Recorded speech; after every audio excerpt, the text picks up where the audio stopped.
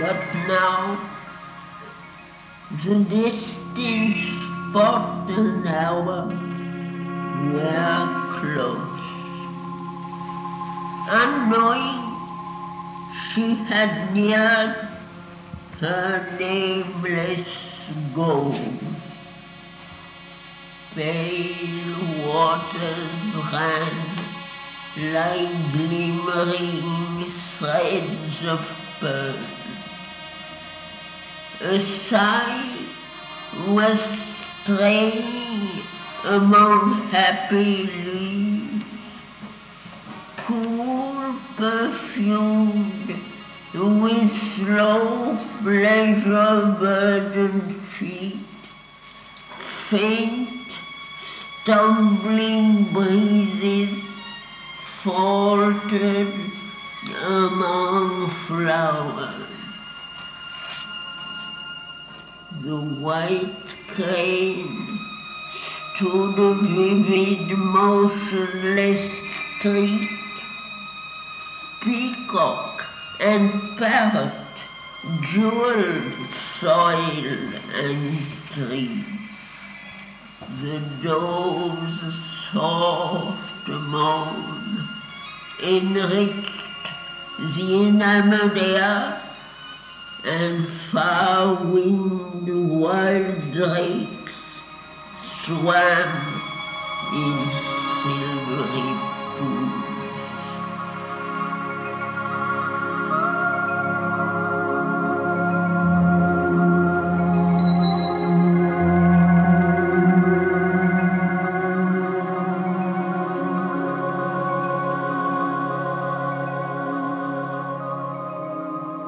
A matted forest head invaded heaven, as if a blue-throated ascetic peered from the stone fastness of his mountain cell, regarding the brief gladness of the days. His vast extended spirit couched behind.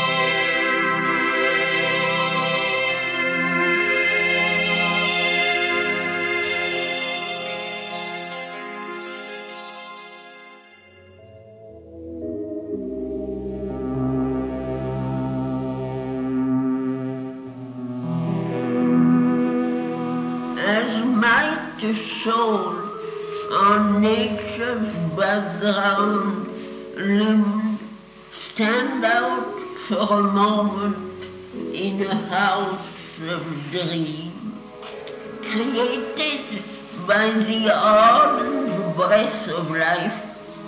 So he appeared against the forest verge, in set twixt green relief and golden ray. His look was a wide daybreak of the gods.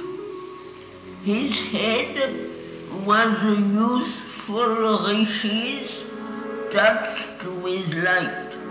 His body was a lover's and a king's.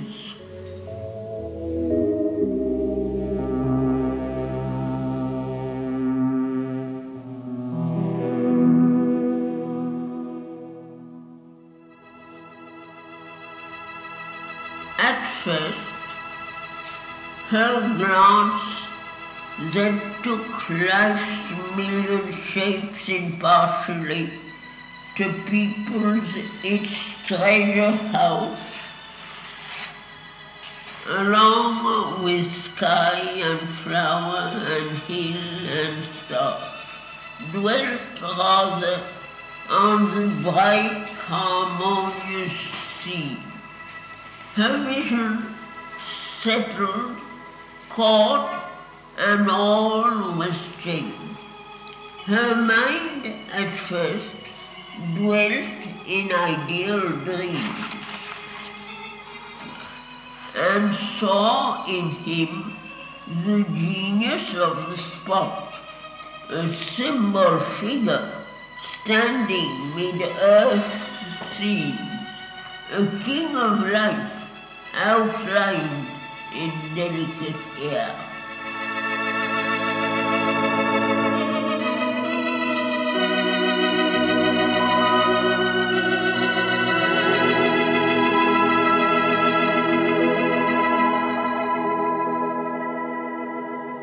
Yet this was but a moment's reverie, for suddenly her heart looked out at him.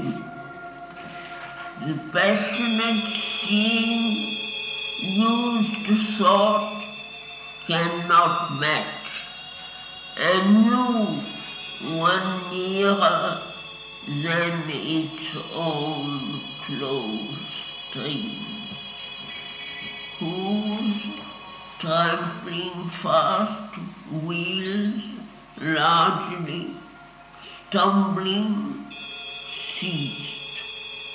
The chariot stood like an arrested wind, and Satyavan looked out from his soul's door and felt the enchantment of her liquid voice fill his youth's purple ambience and endure the haunting miracle of a perfect fate.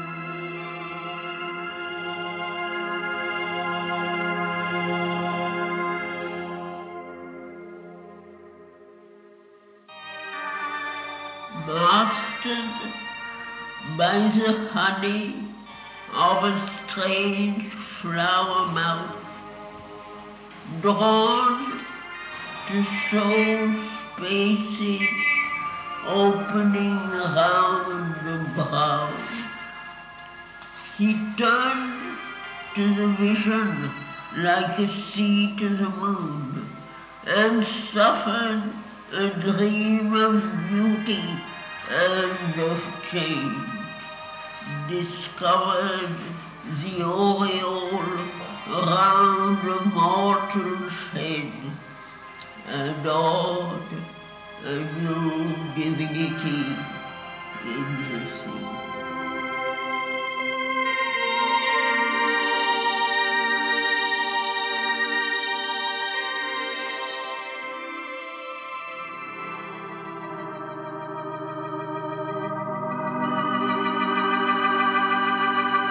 Marveling, he came across the golden sword.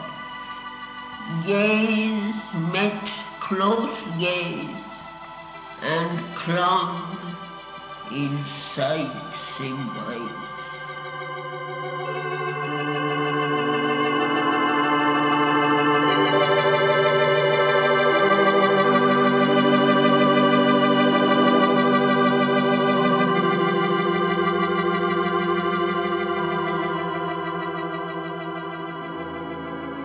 There is a power within that knows beyond our knowing. We are greater than our thoughts, and sometimes earth unveils that vision here. To live, to love are signs of infinite things. Love is a glory from eternity's sphere.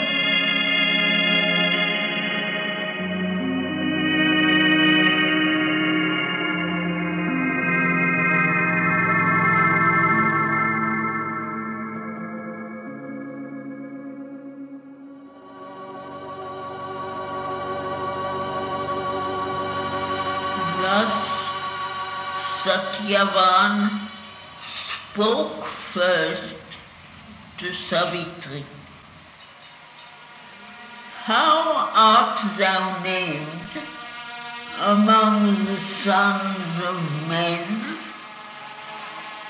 I have heard strange voices cross the ether's way. The centaur's wizard song has thrilled my ear. I glimpsed the apsaras bathing in the pool and saw the wood nymphs peering through the leaves. The winds have shown to me their trampling lord. I have beheld the princes of the sun burning in thousand-pillared houses of light. So now my mind could dream and my heart fear. Thou drovest thy horses from the thunderous world.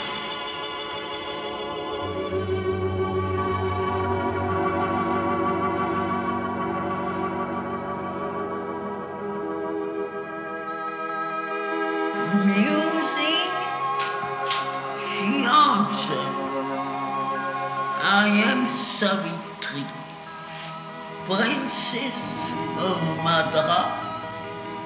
Who art thou? What name, musical on earth, express thee to men? What trunk of kings, watered by fortunate streams, has flowered at last upon one happy branch?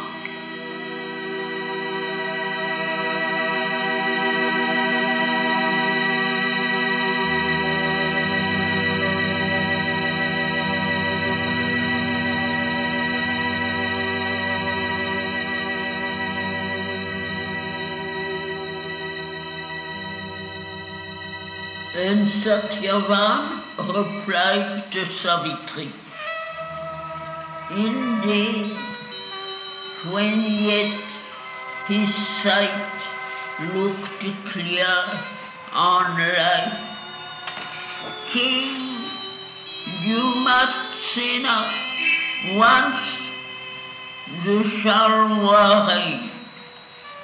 Heaven's brilliant gods recalled their careless gifts, took from blank eyes their glad and helping ray.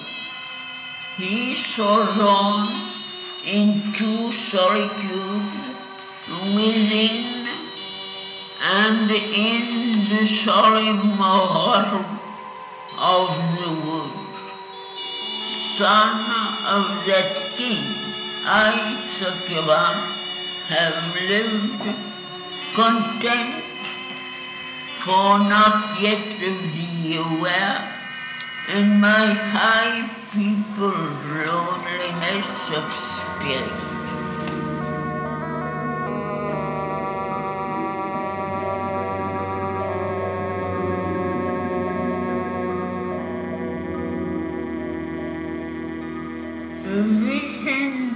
spell pursued my boyhood's hours. The neighing pride of rapid life that roams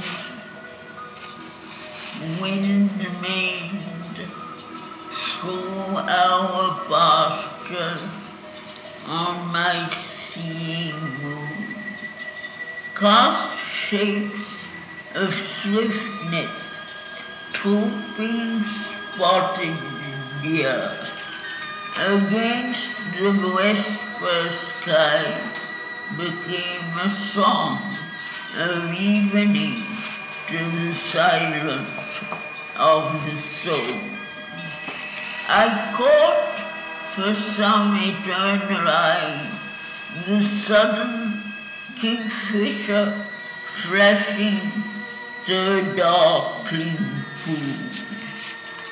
A slow swan silvering the azure lake, a shape of magic whiteness sailed through dream. Pranked butterflies, the conscious flowers of air, the brilliant long bills in their vivid dress, the peacock scattering on the breeze his moons, painted my memory like a frescoed wall.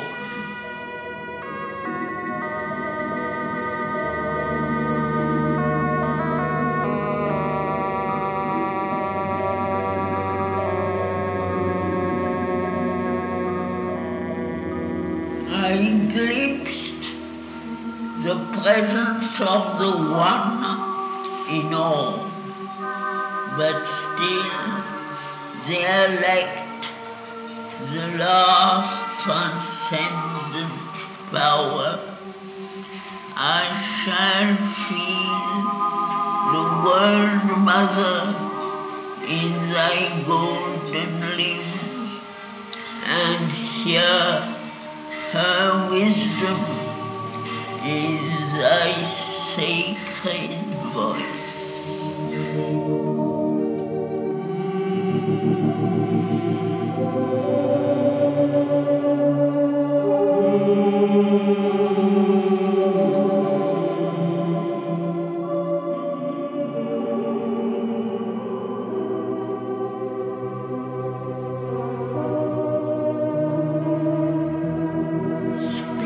More to me, speak more, O Satyava.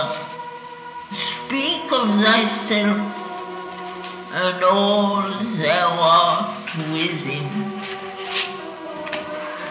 Speak till a light shall come into my heart, and my moved mortal mind shall understand what all the deathless being in me feels. It knows that thou art he my spirit has sought amidst earth's thronging visages and forms, across the golden spaces of my life.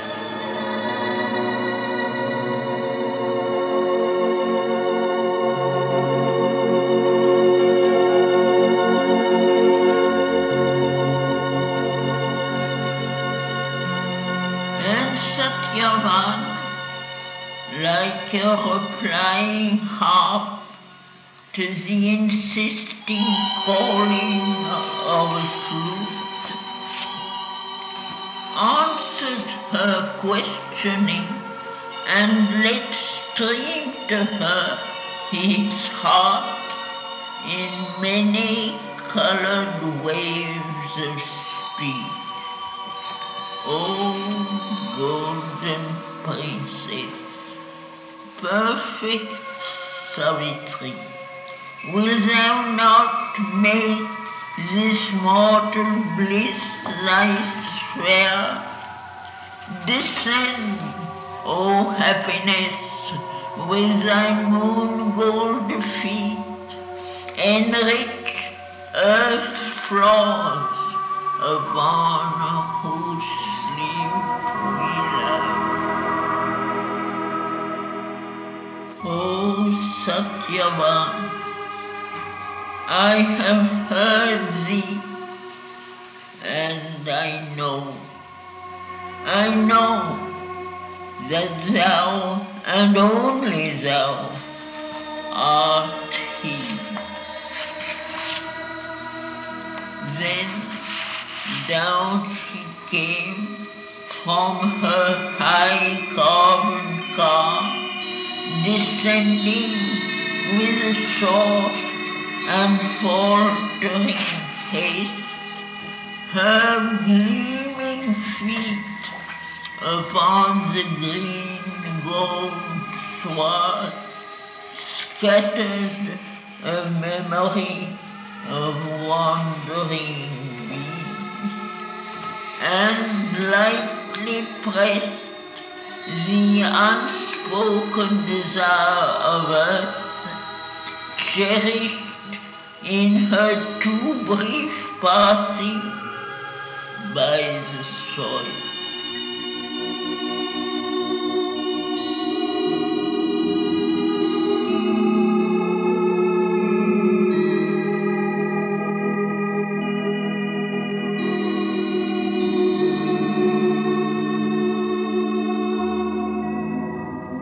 Then, flitting like pale brilliant moth, her hands took from the sylvan verge's sunlit arms a load of their jewel faces clustering swans, companions of the springtime and the breeze. A candid garland set with simple forms, her rapid fingers taught a flower song, the standard movement of a marriage hymn.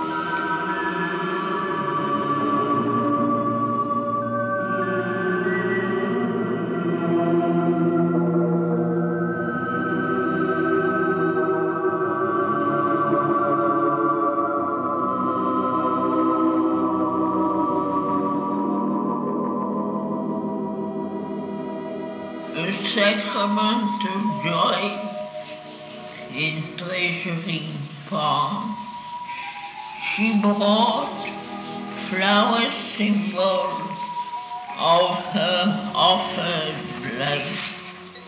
Then, with raised hands that trembled a little now at the very closeness that her soul desired, this bond of sweetness, their bright union sign, she led on the bosom coveted by her love.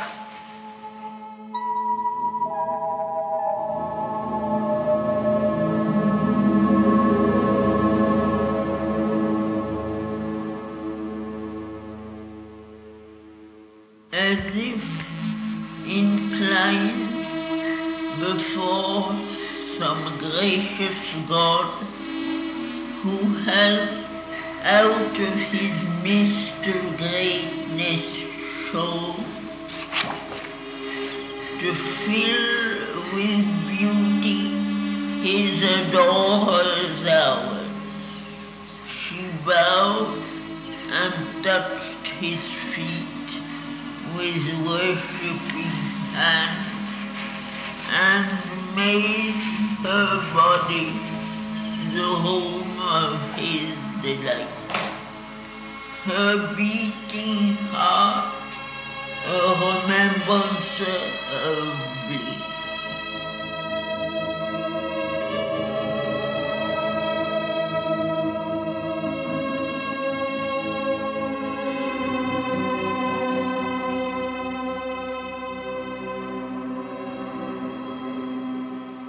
He bent to her and took into his own their married, yearning joined like folded hopes.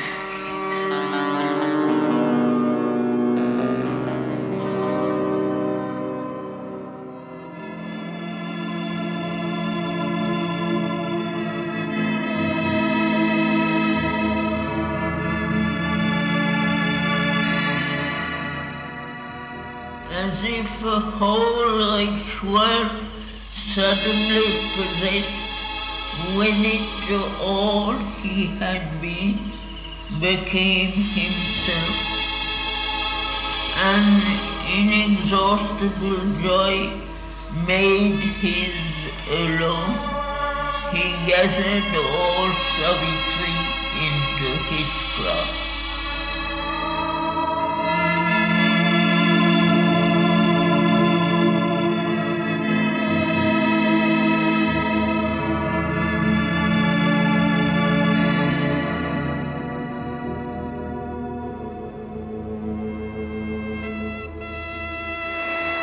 Then, down the narrow path where their lives had met, he led and showed to her her future world, love's refuge and corner of happy solitude.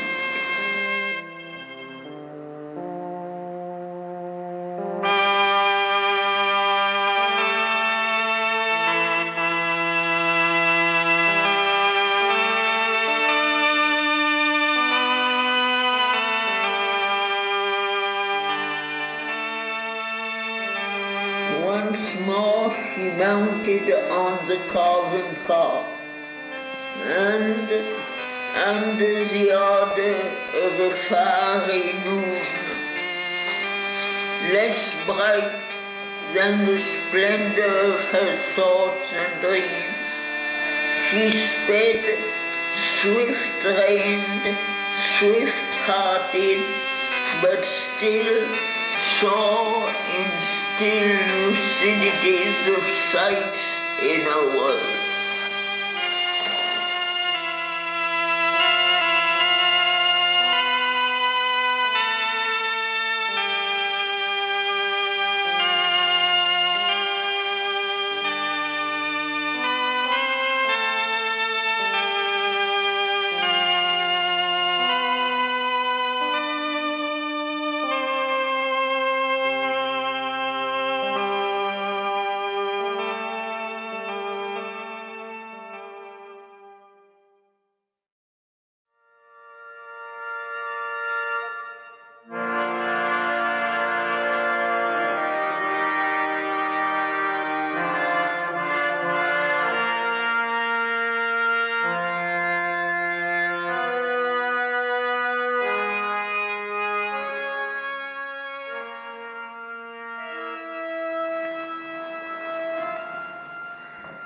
In silent bounds, bordering the mortal plain, crossing a wide expanse of brilliant peace, Narad, the heavenly sage from paradise, came chanting through the large and lustrous air.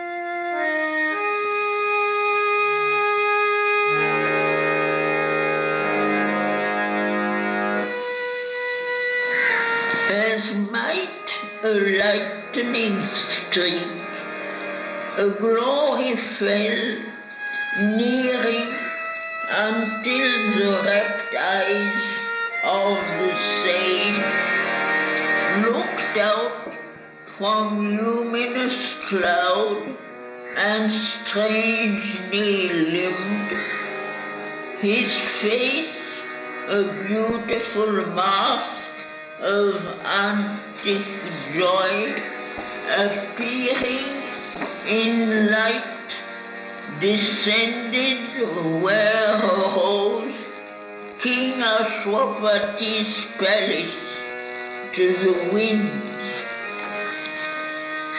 In Madra, flowering up in delicate stone.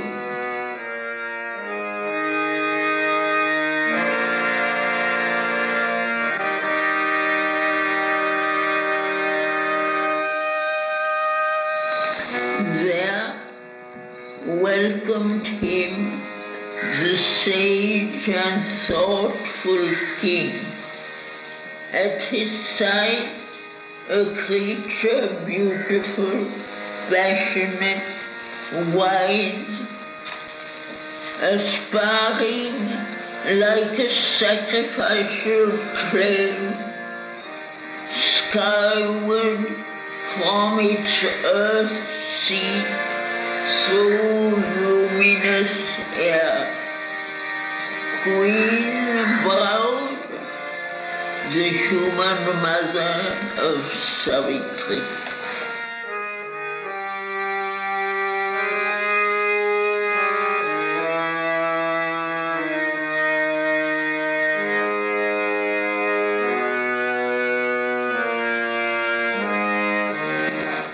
He sang to them of the lotus heart of love, with all its 1,000 luminous buds of truth, which, quivering, sleeps veiled by apparent scenes.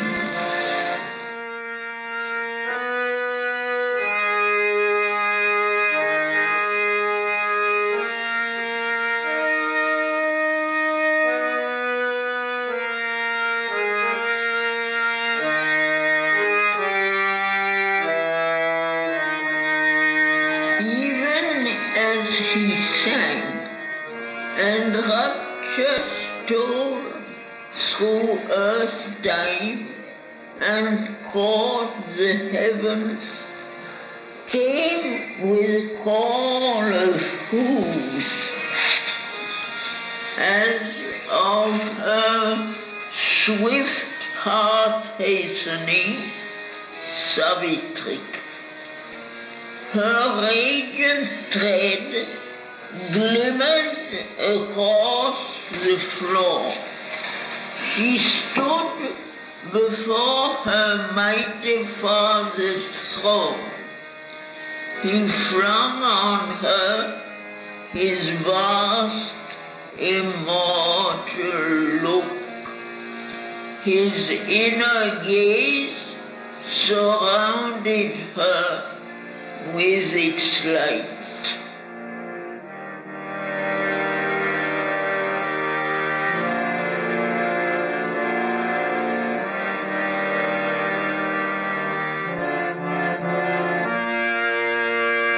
What feet of God, what ravishing flutes of heaven have thrilled high melodies round from near and far, approaching through the soft and reveling air, which still surprised thou hearest. They have fed thy silence on some red, strange ecstasy's fruit, and thou hast trod the dim moon peaks of bliss. Reveal, O O winged with light, whence thou hast flown, hastening bright-hued through the green tangled earth, thy body rhythmical with the spring bird's call.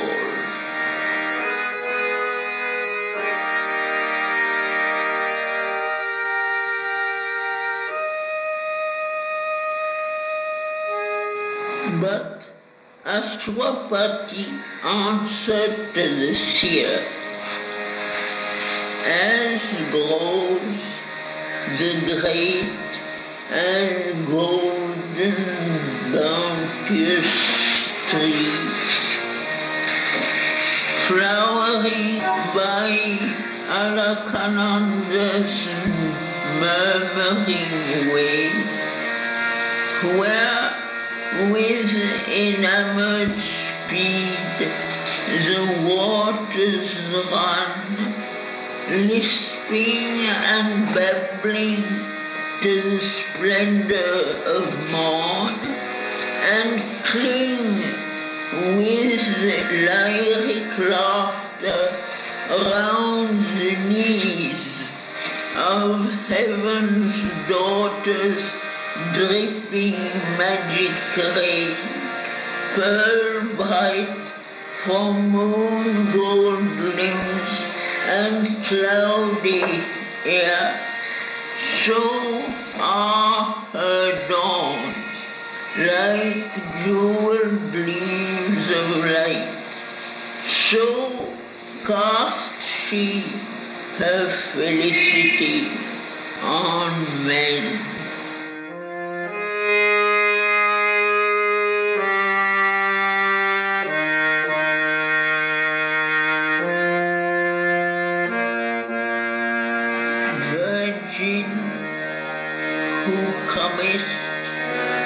Perfected by joy, reveal the name thy sudden heartbeats learn. Whom hast thou chosen kingliest among men? And Savitri answered with her still calm voice, as one who speaks beneath the eyes of fate. Father and King, I have carried out thy vision. One whom I sought, I found in distant lands. I have obeyed my heart. I have heard its call.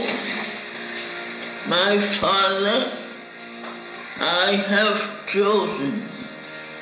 This is done.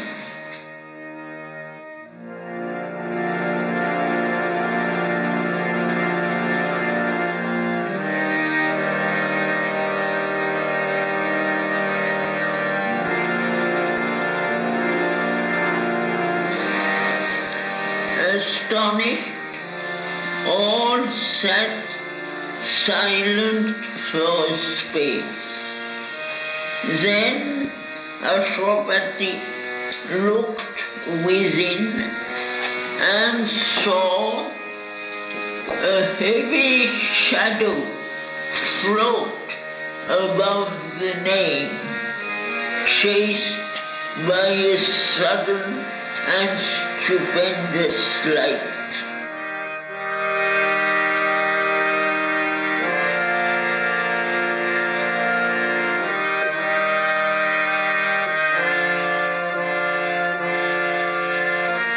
But now the queen, alarmed, lifted her voice. O seer, the bright arrival has been timed. To this high moment of a happy life, hide not from us our doom, if doom is ours. This is the worst and unknown face of fate, a terror ominous, mute, felt more than seen. Behind our seat by day, our couch by night, a fate lurking in the shadow of our hearts. The anguish of the unseen that waits to strike. To know is best, however hard to bear.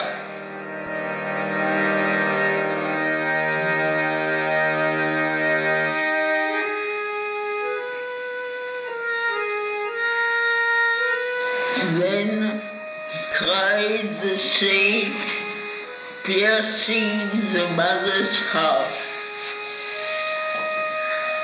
forcing to steal the will of Savitri. His words set free the spring of cosmic fate.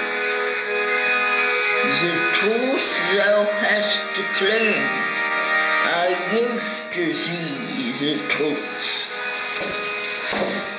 Heaven's greatness came, but was too great to stay. 12 swift-winged months are given to him and her. This day returning, Satyavan must die.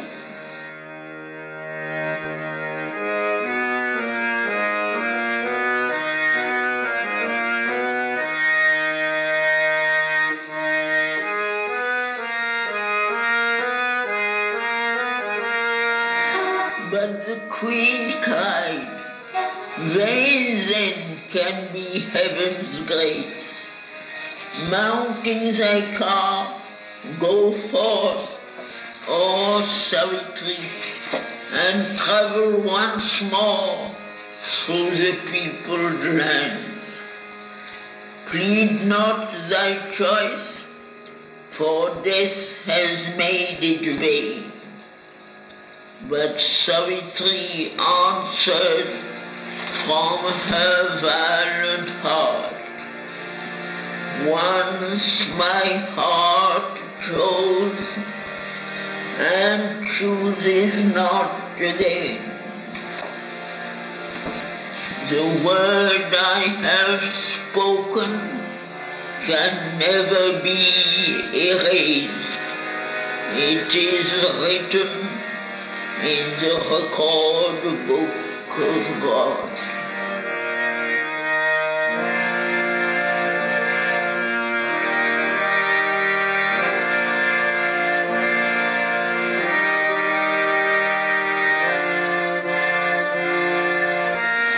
O child, in the magnificence of thy soul, dwelling on the border of a greater world, and dazzled by thy superhuman thought, thou lentst eternity to a mortal hope.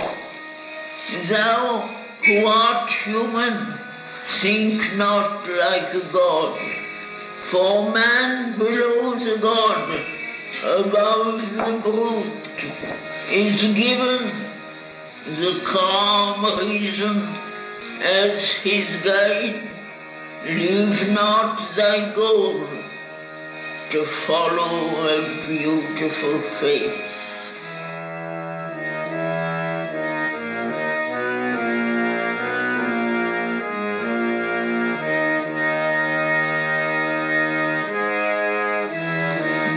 Savitri replied with steadfast eyes, if for a year that year is all my life.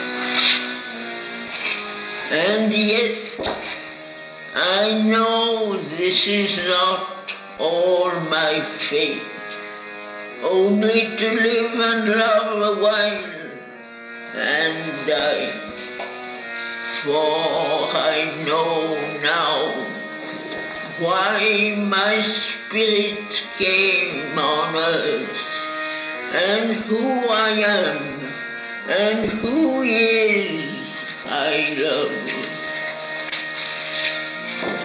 I have looked at him from my immortal self. I have seen God smile at me in Satyavad. I have seen the eternal in a human face.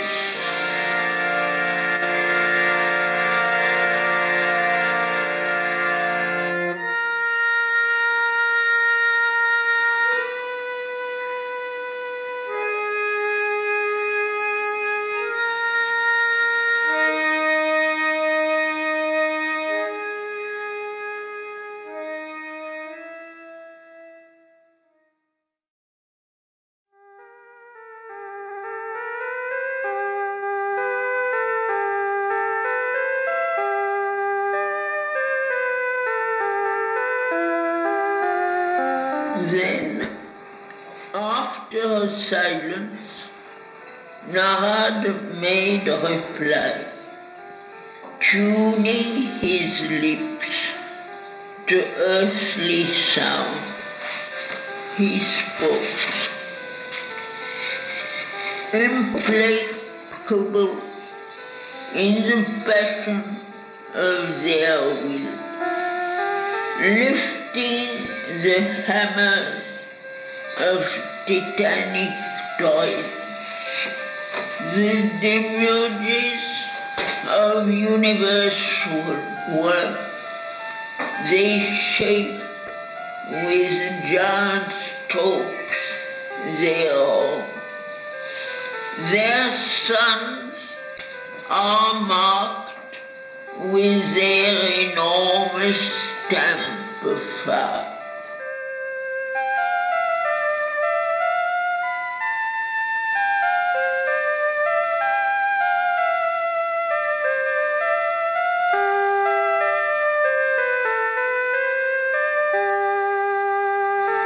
The eternal suffers in a human form. He has signed salvation's testament with his blood. He has opened the doors of his undying peace. How shall he cure the ills he never felt? He carries the suffering world in his own breast.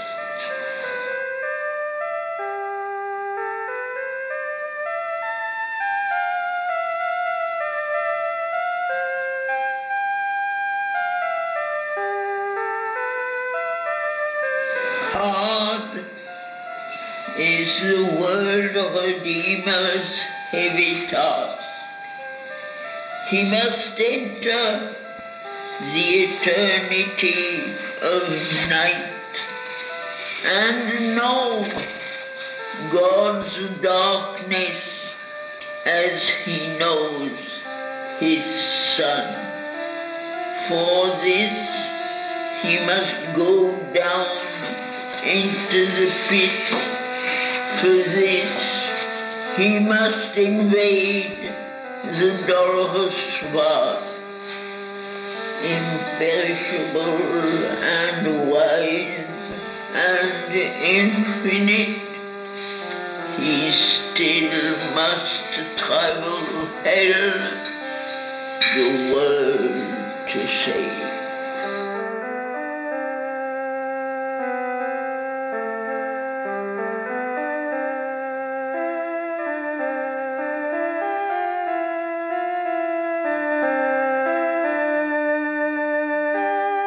Haste not toward Godhead on a dangerous road. Open not thy doorway to nameless power. Climb not the Godhead by the Titan's road. Against the law he pits his single will. Across its way he throws his pride of night. Heavenward he clambers on a stair of storm,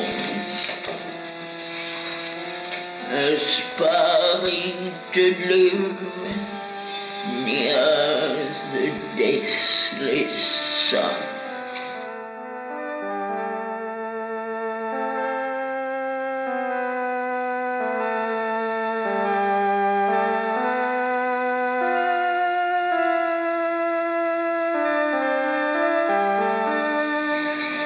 Bear, thou shalt find at last thy road to bliss. Bliss is the secret stuff of all that lives. Indifference, pain and joy, a triple disguise, attire of the rapturous dancer in the wave. Withhold from thee the body of God's bliss.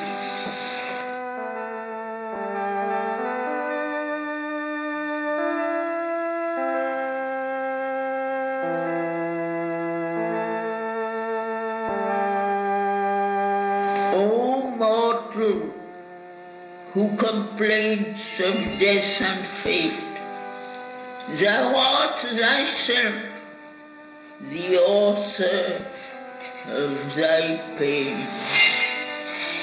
Once in the immortal boundlessness of self, in a vast of truth, consciousness and light, the soul looked out from its felicity.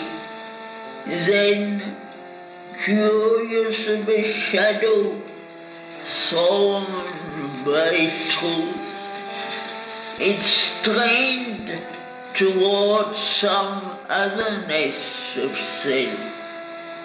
It was drawn to an unknown face, peering through night, as one drawn by the grandeur of the void. The soul, attracted, leaned to the abyss.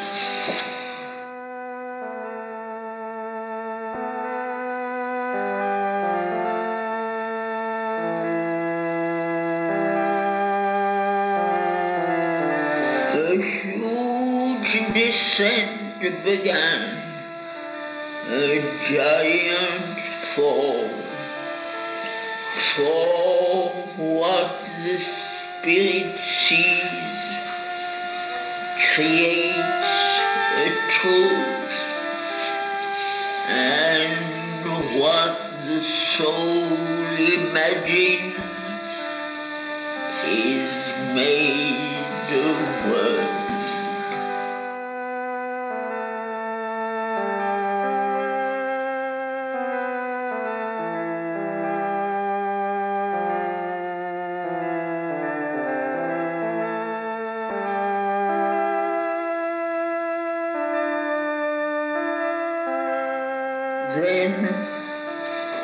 Ashwapati answered to the seer, I deemed a mighty power had come with her. Is not that power the high compeer of fate? But Narad answered, covering truth with truth, a day may come when she must stand unhelped on a dangerous brink of the world's doom, and her carrying the world's future on her lonely breast, carrying the human hope in a heart left so to conquer or fade on a last desperate verge.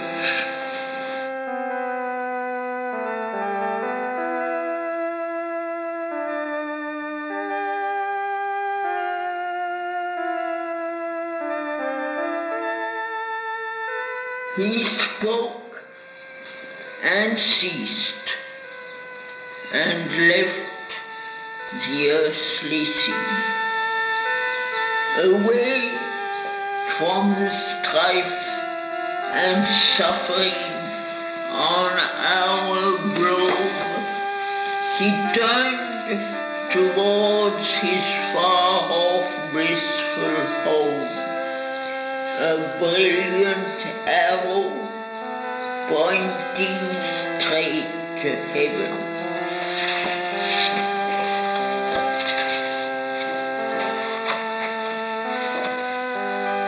The luminous body of the eternal seer assailed the purple glory of the noon and disappeared like a receding star, vanishing into the light of the unseen.